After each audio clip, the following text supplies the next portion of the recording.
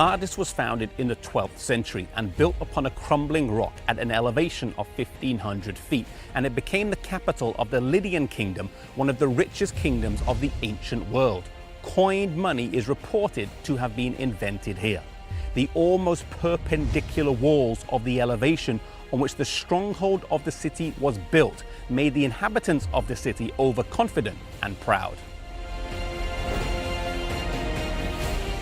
During the reign of Croesus, one of the strongholds of the city was captured by Cyrus in 549 BC when one of his soldiers scaled the rock face at night and opened the gates to the Persians.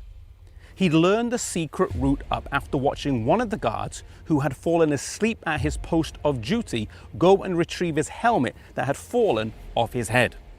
The inhabitants of the city did not learn their lesson, and 300 years later suffered the same fate when Antiochus the Great captured the city. Carelessness, sleepiness, and overconfidence led the city to destruction.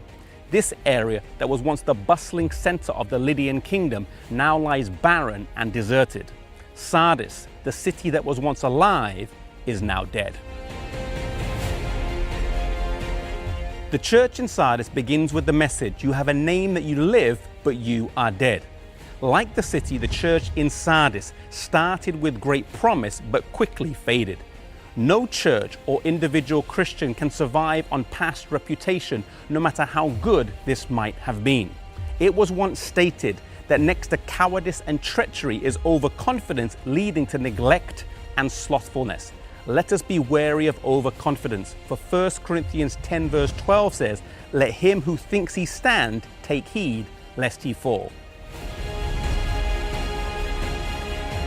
The church that had been hard-working but loveless during the time of Ephesus, that became persecuted during the time of Smyrna, was compromised in Pergamos, apostate in Thyatira, is now dead in Sardis. Historically, we take this time period to be the end of the Reformation and just after the end of the Reformation.